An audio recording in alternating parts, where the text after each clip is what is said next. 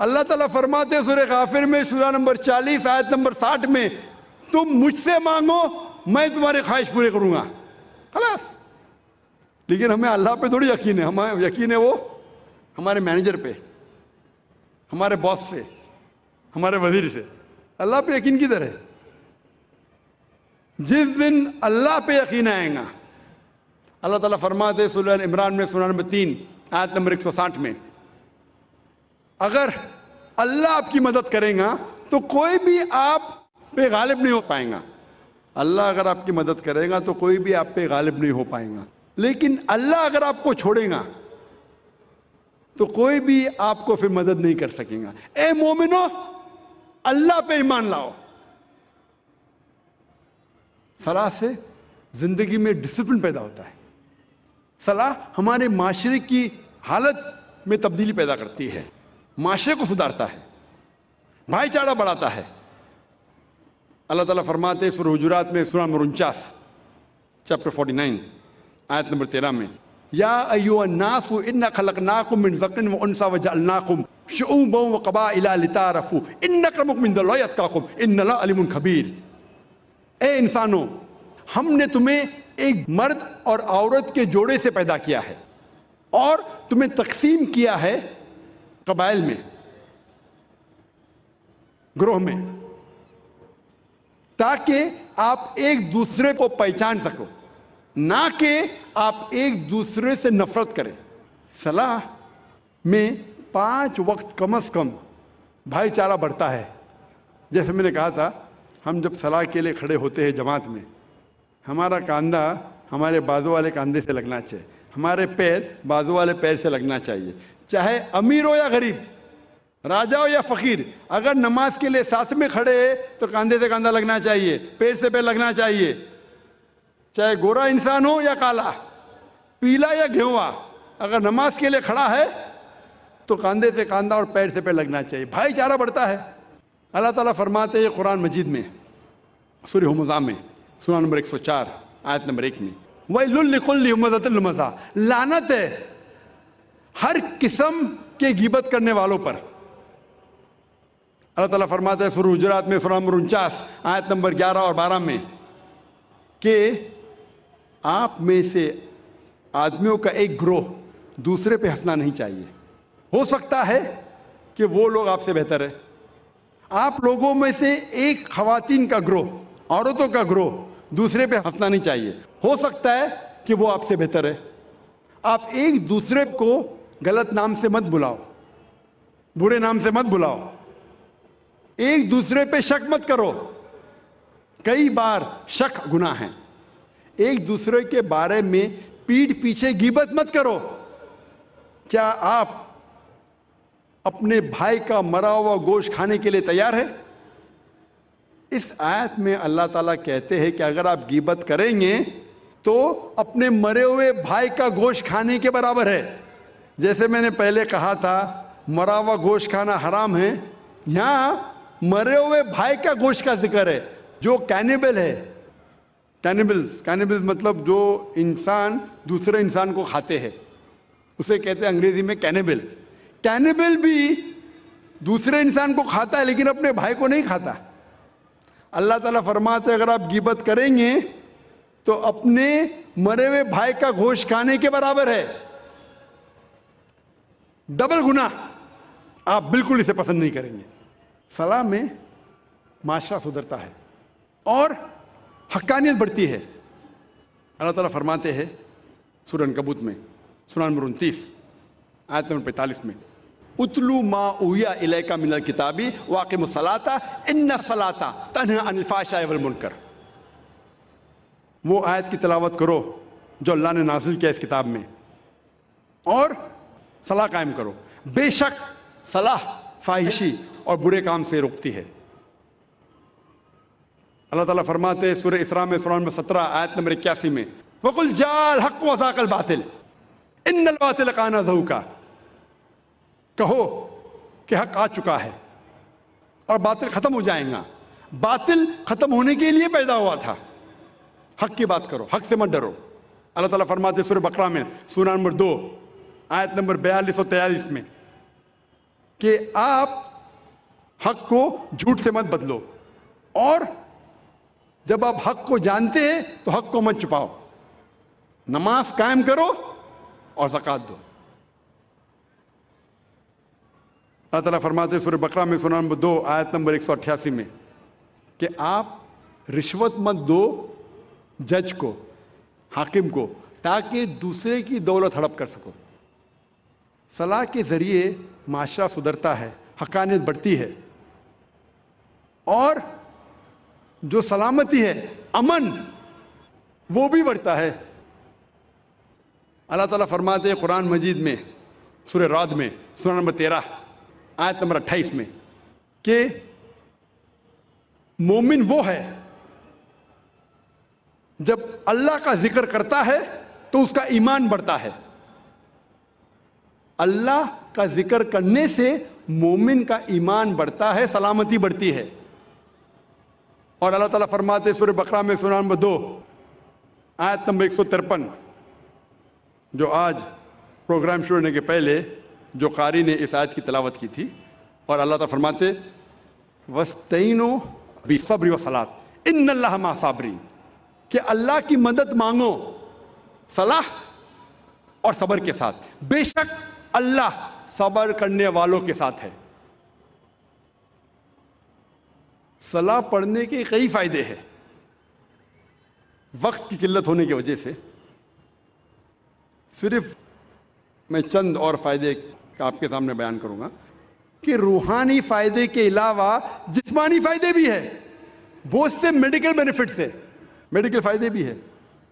آج کی سائنس کہتی ہے کہ جب صلاح کے دوران ہم رکوع میں جاتے ہیں، جب جھکتے ہیں رکوع میں، تو ہمارے جسم کے اوپری حصے میں خون زیادہ جاتا ہے، اس سے ریلیکسیشن ہے، بدن کو آرام ملتا ہے، اسپائن سپل ہوتی ہے، اور جو نروز ہے اسپائن کے، وہ نروز میں نرشمنٹ ہوتا ہے خون زیادہ جانے کی وجہ سے۔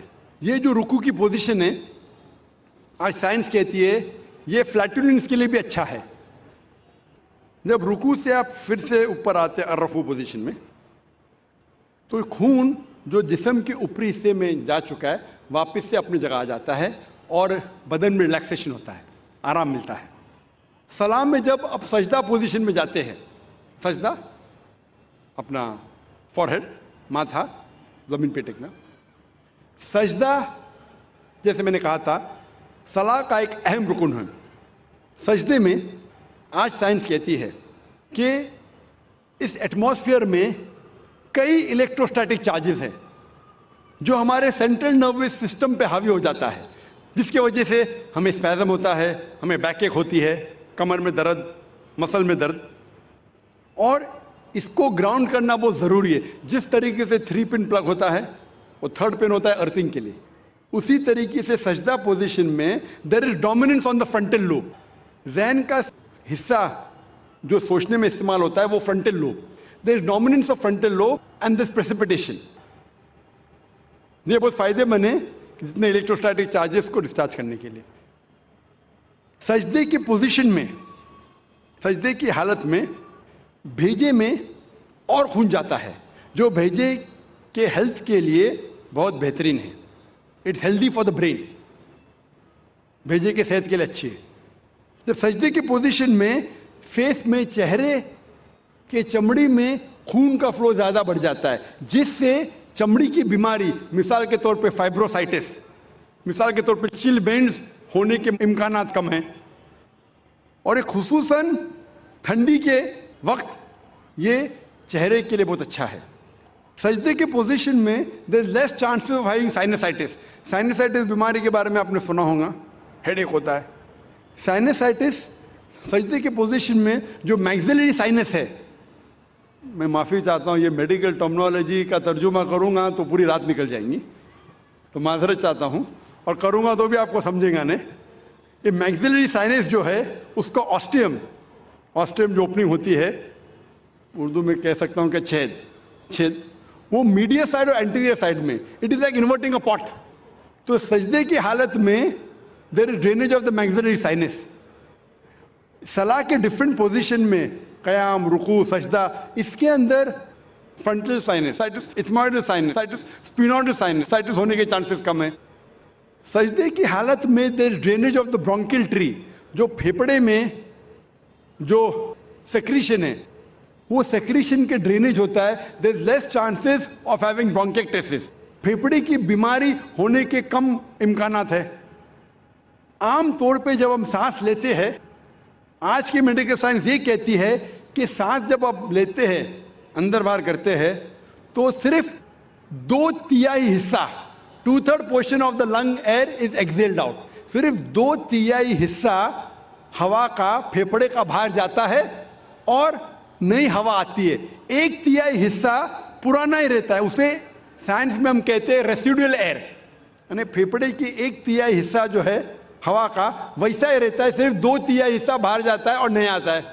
سجدے کے حالت میں جب آپ سانس لیتے ہیں، دا ایبڈومینل وسرا، جو پیٹ کے آلہ ہے، وہ لگتے ہیں ڈائفرام کی طرف، ڈائفرام کو ڈھکا دیتے ہیں، ڈائفرام ڈھکا دیتا ہے lower lobes of the lungs, اس سے جو ریسیڈول ایئر ہے 1/3 حصہ وہ باہر نکل جاتا ہے، تو ہمارے پھیپڑے میں ساری کی ساری جو ہوا آ رہی ہے وہ نہیں آتی ہے، اس سے پھیپڑے کی بیماری کے کم امکانات ہے، because of fresh air coming ان۔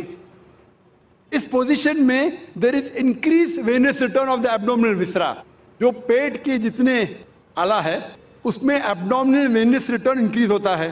آج کی سائنس یہ کہتی ہے کہ سجدے کے پوزیشن میں it is very good for those people suffering from femoral hernia and oesophageal hernia, جس کو ایسوفیجل ہرنیا ہے، ہرنیا کا لفظ سنا ہے آپ نے، ایسوفیجل ہرنیا یا فیمورل ہرنیا، یہ صلاح کی پوزیشن اس مریض کے لیے بہتر ہے۔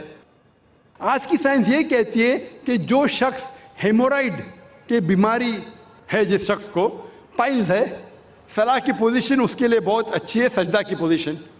آج کی سائنس یہ کہتی ہے کہ سجدہ کی پوزیشن میں آپ جب گھٹنے ٹیکتے ہیں زمین پہ، تو سولیس مسل جو پیر کے مسل ہے، اس میں میڈیکل ٹرمنالوجی میں کہتے ہیں سولیس مسل، سولیس مسل آج سائنس کہتا ہے وہ پیریفرل ہارٹ ہے۔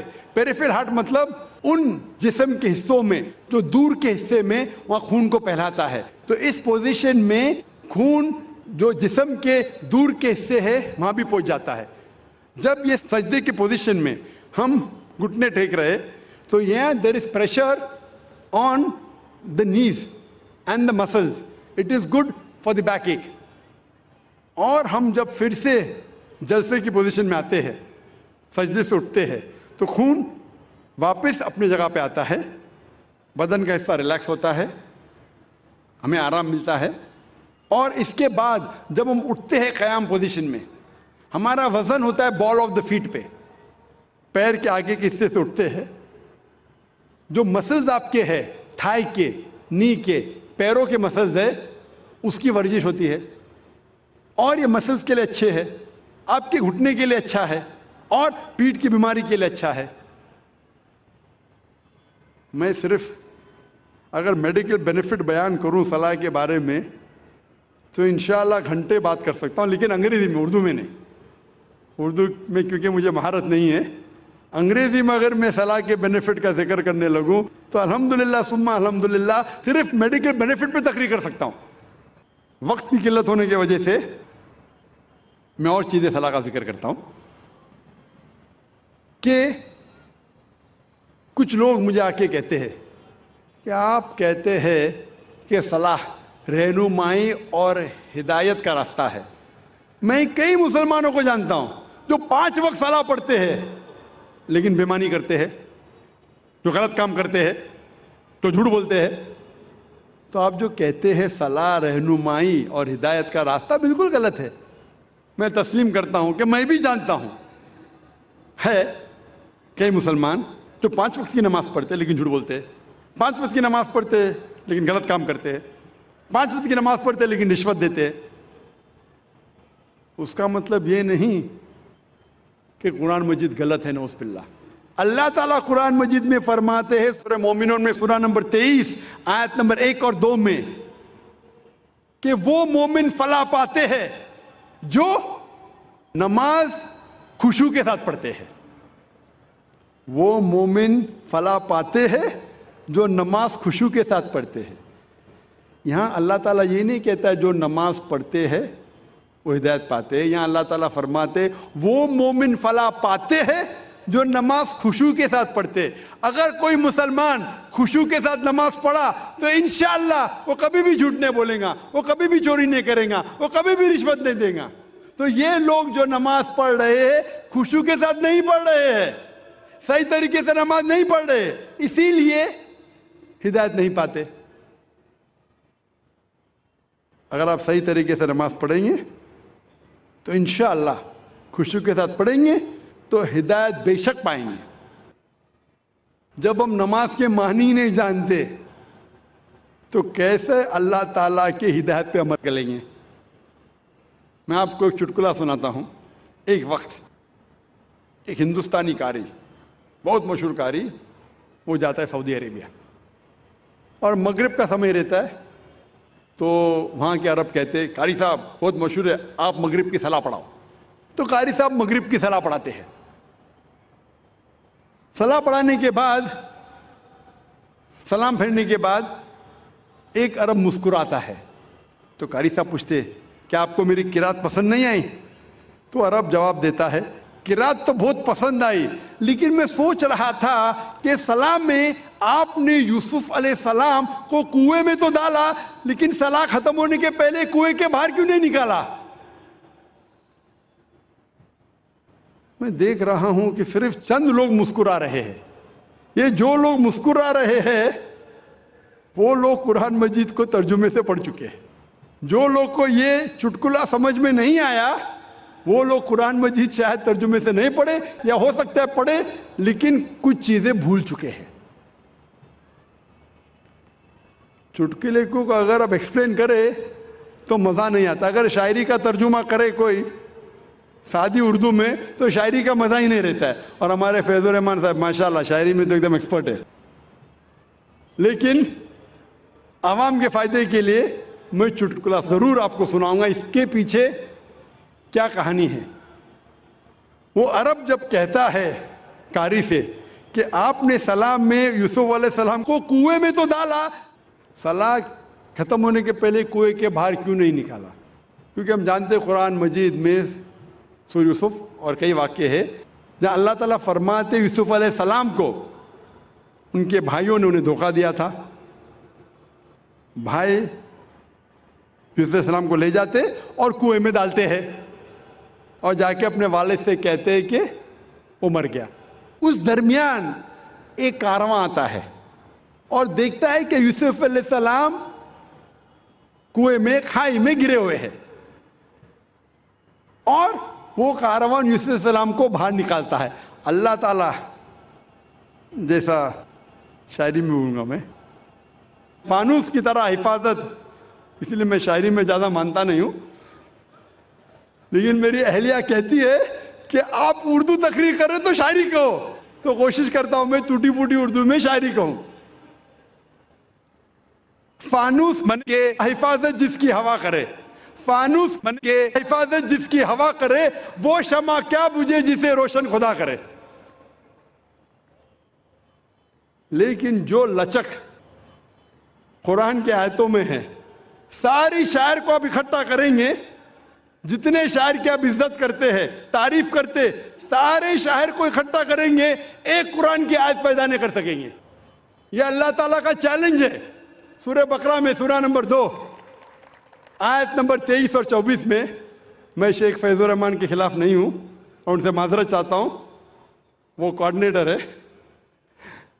اللہ تعالیٰ کہتے ہیں سورہ بقرہ سورہ نمبر 2 آیت نمبر 23 اور 24 میں, وَإِن كُنتُمْ فِي رَيْبٍ مِّمَّا نَزَّلْنَا عَلَىٰ عَبْدِنَا, اگر آپ کو شک ہے کہ ہم نے جو چیز نازل کی ہے ہمارے بندے پہ, فَأْتُوا بِسُورَةٍ مِّن مِّثْلِهِ, آپ ایک قرآن جیسی سورہ لے آؤ, مِن مثلی, قریب ہو بہو نہیں, وَادْعُوا شُهَدَاءَكُم مِّن دُونِ اللَّهِ إِن كُنتُمْ صَادِقِينَ, اور اپنے مددگار کو بلاؤ اللہ کے علاوہ جو بھی آپ کے پاس ہے اگر آپ سچے ہیں.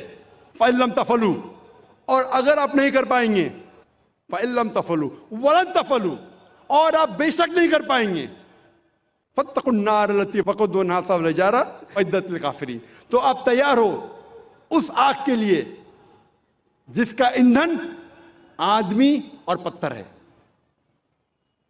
تو جو عربی زبان کا میں ماہر تو نہیں، جانتا تو نہیں ہوں، لیکن عربی زبان جو قرآن میں جو ہے، سارے شاعر کو آپ اکٹھا کریں گے، قرآن کی ایک آیت کے قریب نہیں آ سکیں گے. ہوں بہو تو چھوڑیے، لیکن پھر بھی کیونکہ میں اردو زبان میں تقریر کر رہا ہوں تو کوشش کرتا ہوں ٹوٹی پھوٹی زبان میں، اور ماشاءاللہ میری اہلیہ میری مدد کرتی ہے. پہلے وہ پیپر لیتی تھی، 51 52 60 غلطیاں، 61 62 100 سینچری ہو گئی. ابھی ماشاءاللہ تعداد کم ہوتی جا رہی ہے غلطیوں کی.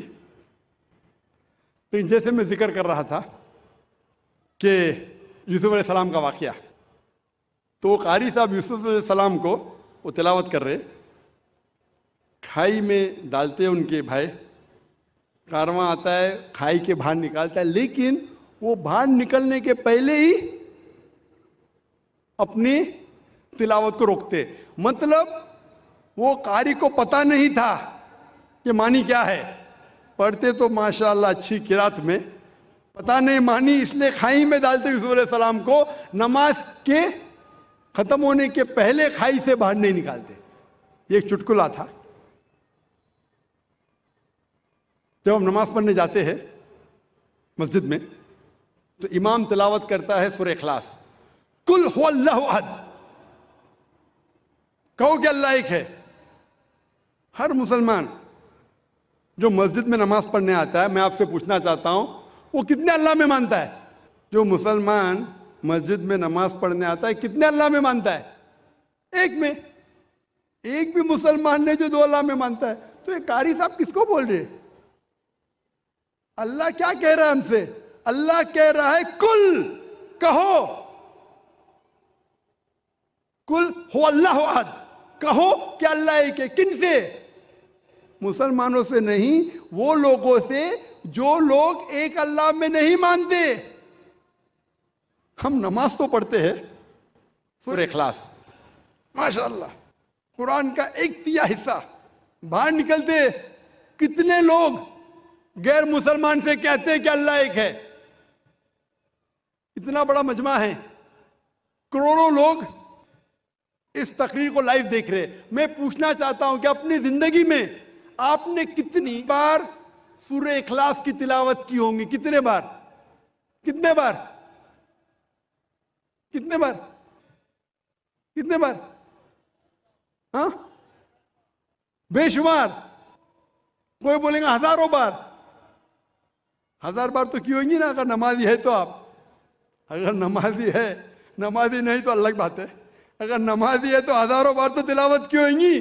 اگر آپ 40 سال کے 50 سال کے ہیں تو ہزاروں بار تو کی ہوگی.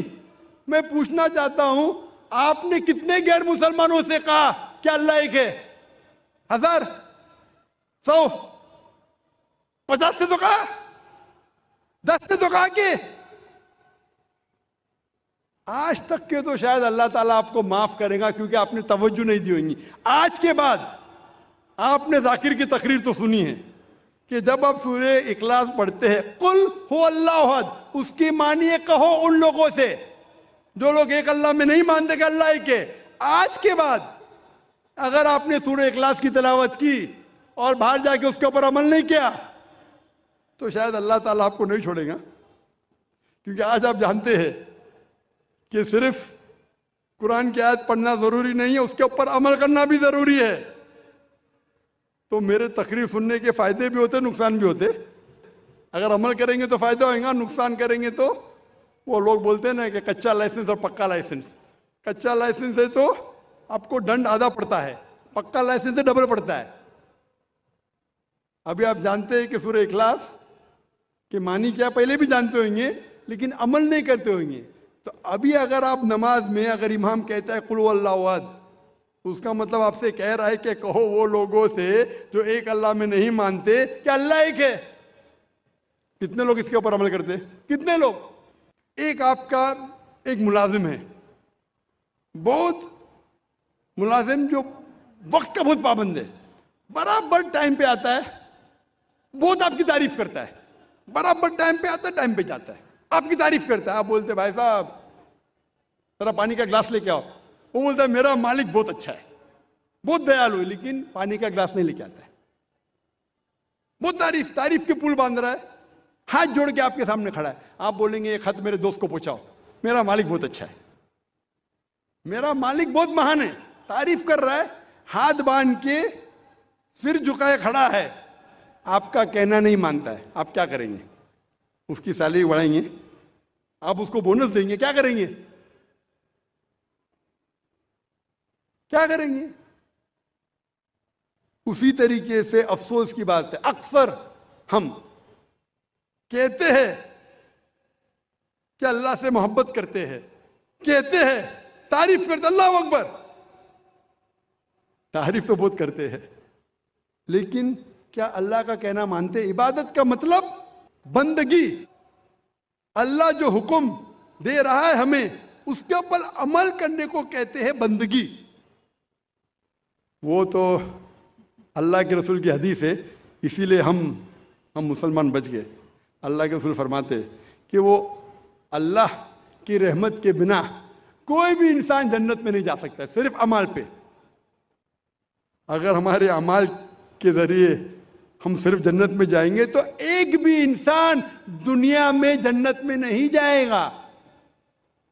एक साहबा अल्लाह के रसूल से पूछते, या अल्लाह के रसूल क्या आप भी? तो वो कहते हाँ मैं भी।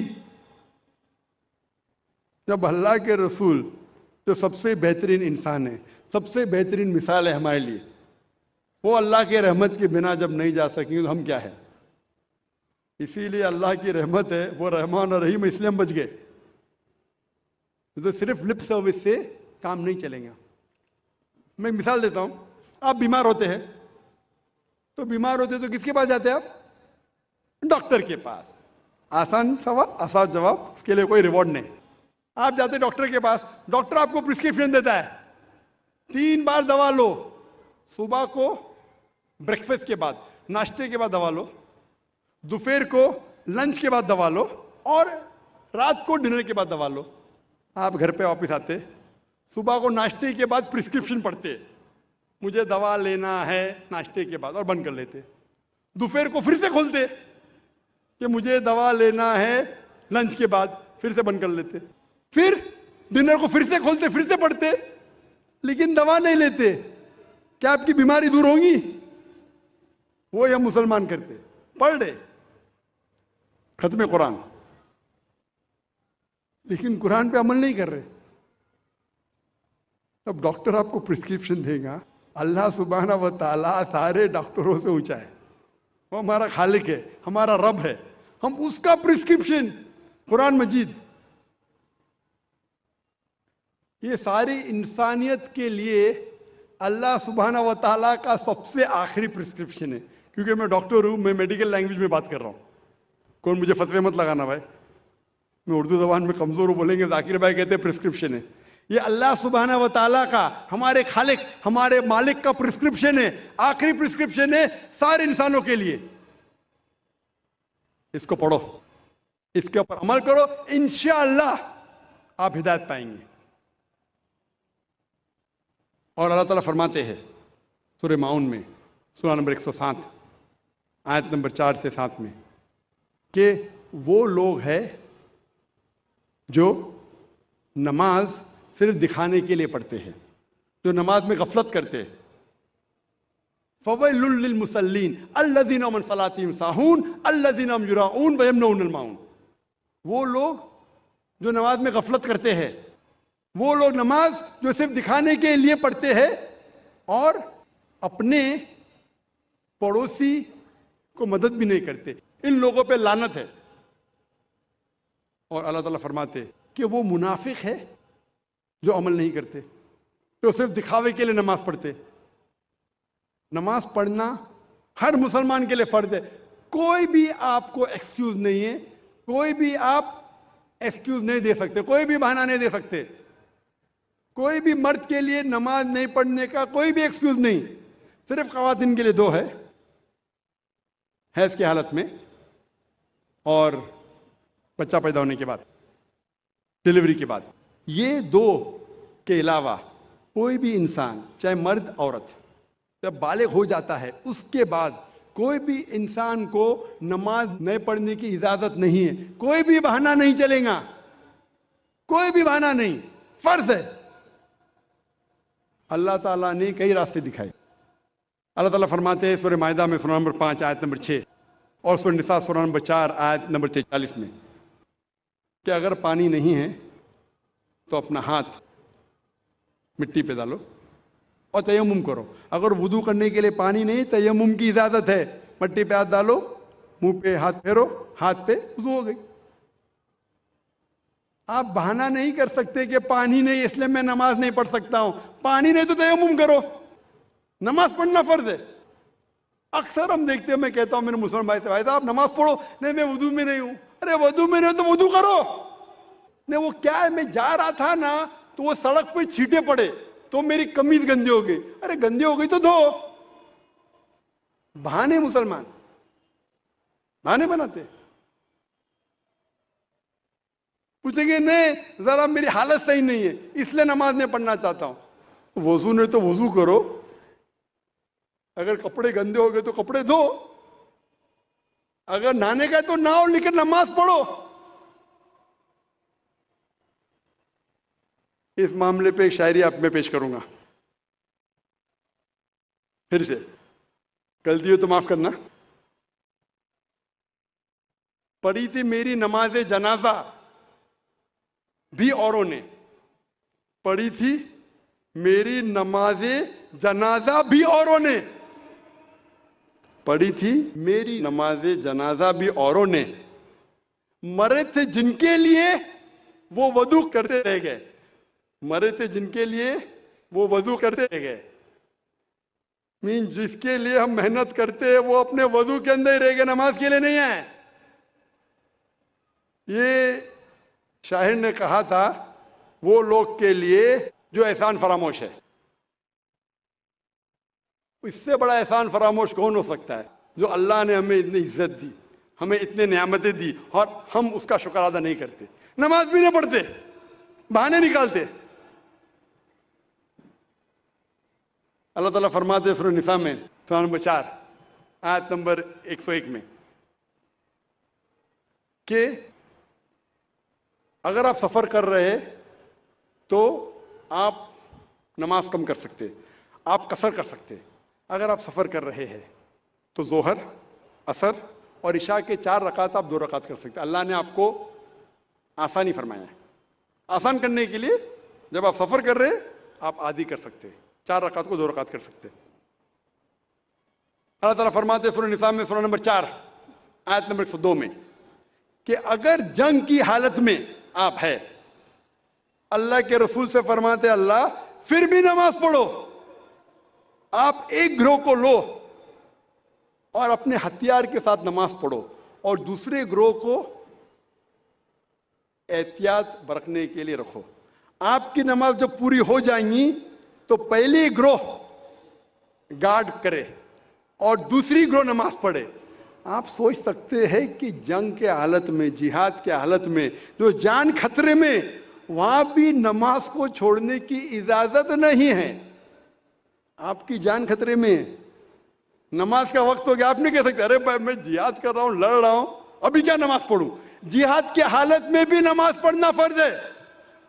ایک گروہ نماز پڑھے ہتھیار کے ساتھ، دوسرا گروہ دیکھ بھال کرے کہ کوئی دشمن ہم پہ حملہ نہ کرے. پہلا گروہ نماز پڑھ کے فارغ ہو جائے گا، دوسرا گروہ نماز پڑھے اور پہلا گروہ دیکھ بھال کرے کہ کوئی حملہ نہ کرے. اگر آپ کو ہتھیار اٹھانے کو مشکل پیش آ رہی ہے یا بارش ہے تو آپ ہتھیار کو نیچے رکھ سکتے، لیکن پھر بھی احتیاط برتو، شاید دشمن آپ پہ حملہ کرے. جنگ کی حالت میں جب نماز ترک کرنے کی اجازت نہیں ہے، نماز چھوڑنے کی اجازت نہیں ہے، تو آپ سوچ سکتے کوئی بھی بہانہ نہیں چڑھے گا نماز نہیں پڑھنے کے لیے. اللہ تعالیٰ فرماتے قرآن مجید میں سورہ بقرہ میں سورہ نمبر 2 آیت نمبر 239 میں کہ اگر دشمن آپ کے پیچھے ہے تو آپ نماز چلتے چلتے بھی پڑھ سکتے ہیں, سواری پہ بھی پڑھ سکتے. اگر دشمن آپ کے پیچھے, آپ رک کے نماز نہیں پڑھ سکتے, رک کے نماز پڑھو دشمن حملہ کریں گے, تو چلتے چلتے نماز پڑھو. سواری پہ, اونٹ پہ, گاڑی میں نماز پڑھ سکتے, لیکن جب آپ محفوظ جگہ پہ پہنچو تو پھر آپ جس طریقے سے اللہ کے رسول نے فرمایا اس طریقے سے نماز پڑھو. اللہ تعالیٰ فرماتے ہیں سورہ نساء میں سورہ نمبر 4 آیت نمبر 103 میں کہ جب آپ کو کوئی تکلیف ہے, سفرنگ ہے, بیماری ہے, کھڑے رہ کے نماز نہیں پڑھ سکتے, بیٹھ کے پڑھو. بیٹھ کے نہیں پڑھ سکتے تو سائڈ پہ لیٹ کے پڑھو, لیکن نماز پڑھو. اگر آپ بیمار بھی, آپ نہیں کہہ سکتے میں بیمار ہوں تو نماز نہیں پڑھ سکتا ہوں, کھڑے نہیں ہو سکتے تو بیٹھ کے پڑھو. بیٹھ کے نہیں پڑھ سکتے تو سائڈ پہ لیٹ کے پڑھو, لیکن پڑھو.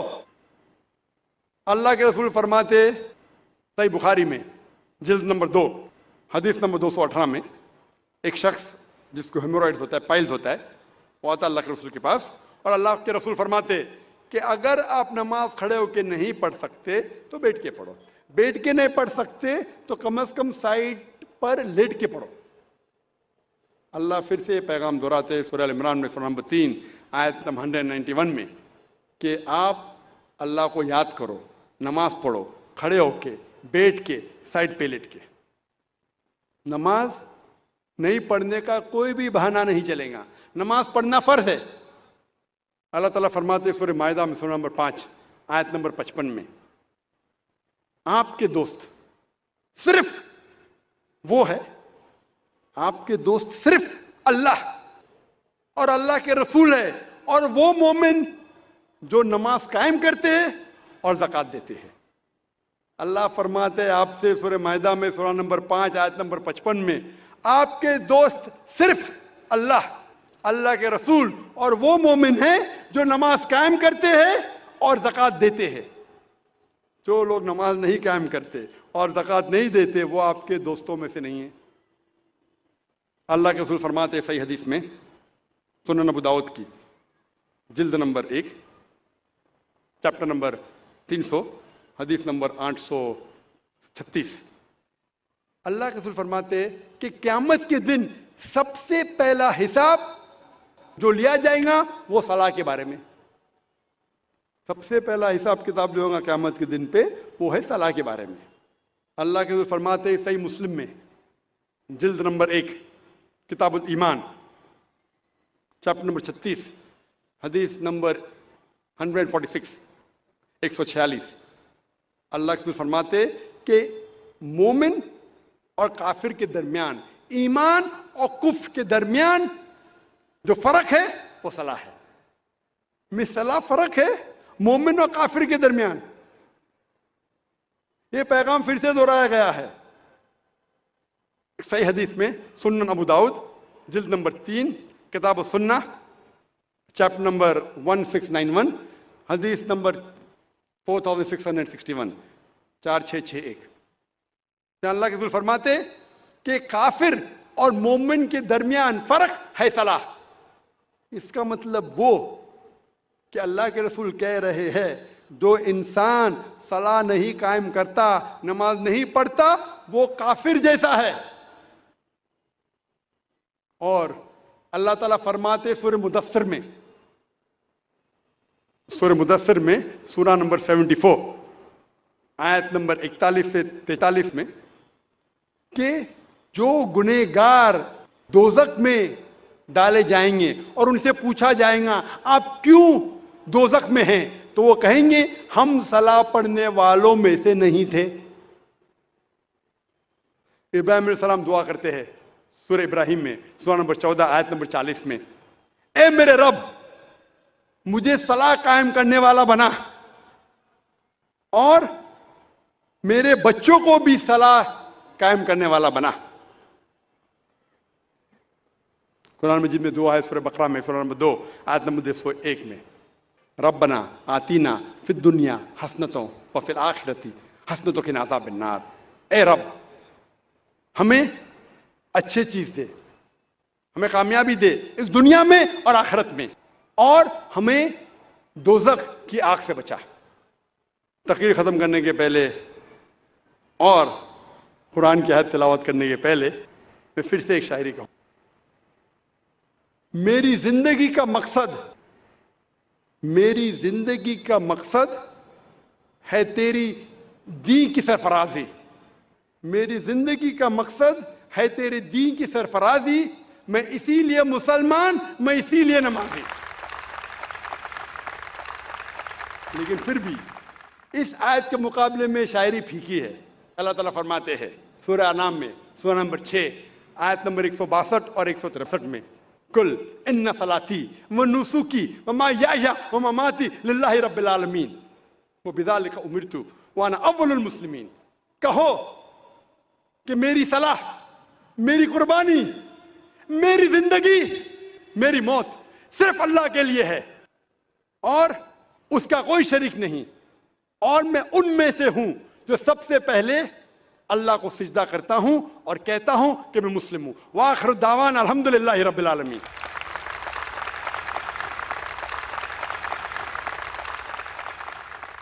میری زندگی کا مقصد تیرے دین کی سرفرازی، میں اسی لیے مسلمان، میں اسی لیے نمازی. یہ تھے ڈاکٹر ذاکر نائک صاحب جو نماز یعنی صلاح کے جسمانی، روحانی اور طبی فوائد آپ کے سامنے قرآن و حدیث اور سائنس کی روشنی میں بیان فرما رہے تھے. ہم بے حد ممنون ہیں ان کے. ظاہر بات ہے انہوں نے بتایا کہ نماز کس طریقے سے ہمارے اندر ڈسپلن پیدا کرتی ہے، مساوات اور بھائی چارگی کا اور اخوت کا درس دیتی ہے، کس طریقے سے امیر اور غریب، فقیر اور بادشاہ، ملازم اور آقا کو ایک ساتھ کس طریقے سے کندھے سے کندھا اور پیر سے پیر ملا کر کھڑا کر کے بتاتی ہے کہ سب ایک ہیں، ان میں کوئی بڑا اور چھوٹا نہیں ہے. آ گیا عین لڑائی میں اگر وقت نماز، قبلہ رو ہو کے زمیں بوس ہوئی قوم حجاز. ایک ہی صف میں کھڑے ہو گئے محمود و ایاز. نہ کوئی بندہ رہا نہ کوئی بندہ نواز. بندہ و صاحب و محتاج و غنی ایک ہوئے، تیری سرکار میں پہنچے تو سبھی ایک ہوئے. لیکن میرے دوستو، جیسا کہ ڈاکٹر ذاکر صاحب نے کہا کہ ہماری نماز ہونی چاہیے. اگر پیروں پر کھڑے رہنا ہی عبادت ہے، اگر پیروں پر کھڑے رہنا ہی صرف عبادت ہے تو جنگل کے درختوں سے زیادہ آپ کھڑے نہیں رہ سکتے. نماز میں خشوع ہونا چاہیے، خضوع ہونا چاہیے. جیسا کہ انہوں نے بتایا کہ ہم قانتین بن کر بالکل خشوع اور خضوع کے ساتھ، حاضر دماغی کے ساتھ نماز کو سمجھ کر پڑھنے کی کوشش کریں. قرآن پاک کا ترجمہ ہم کو پہلے پڑھنا چاہیے اور نماز کے دوران ہم اسی میں گھومتے رہیں کہ امام صاحب کیا تلاوت کر رہے ہیں یا جو میں پڑھ رہا ہوں اس کا مطلب کیا ہے. تو انشاءاللہ ہماری نماز ہوگی. ورنہ ایسا نہ ہو کہ بقول علامہ اقبال کہ کبھی قبلہ رو جو کھڑا ہوا تو حرم سے آنے لگی صدا. تیرا دل تو ہے صنم آشنا، تجھے کیا ملے گا نماز میں. اور ایسا نہ ہو کہ جب ہم کبھی زمین کے اوپر سجدہ کریں تو وہ حصہ زمین کا ہمارے بارے میں ہمارے خلاف یہ گواہی دے، جیسا کہ فارسی شاعر نے شعر کہا ہے کہ بزمیں تو سجدہ کردم ز زمین ادا برآمد، کہ مرا خراب کر دی تو بے سجدہ ریائی. کہ جب میں نے زمین کے اوپر سجدہ کیا تو زمین کے اس ٹکڑے سے آواز آئی کہ تم نے مجھ کو ریاکاری کے سجدے سے خراب اور ناپاک کر دیا. اس لیے میرے دوستو، ہمیں نمازوں کا اہتمام کرنا چاہیے. نماز کسی بھی حال میں معاف نہیں ہے سوائے چند موقعوں کے، جیسا کہ ڈاکٹر صاحب نے تفصیل سے اس کے اوپر روشنی ڈالی. اب ڈاکٹر صاحب کی تقریر کا جو دوسرا دلچسپ اور انتہائی مؤثر سیشن ہے، جو سوال و جواب کا سیشن ہے، وہ اب ہم شروع کرتے ہیں. سوال و جواب کو شروع کرنے سے پہلے چند باتوں کا دھیان رکھنا تمام بھائیوں اور بہنوں کے لیے ضروری ہے. سب سے پہلی بات تو یہ ہے کہ سوال کرنے والا اپنا نام اور پروفیشن یعنی جو پیشہ ہے وہ ضرور بتائے. سوال مختصر ہو، کوئی لمبی چوڑی گفتگو اور بات چیت نہ ہو. سوال خاص طور پر اگر مسلمان بھائیوں اور بہنوں کو سوال کرنے کا موقع ملے تو ان کا سوال عنوان کے مطابق ہونا چاہیے. جیسا کہ آج کی تقریر کا عنوان ہے ڈاکٹر صاحب کی، صلاح، ہدایت اور رہنمائی کا راستہ.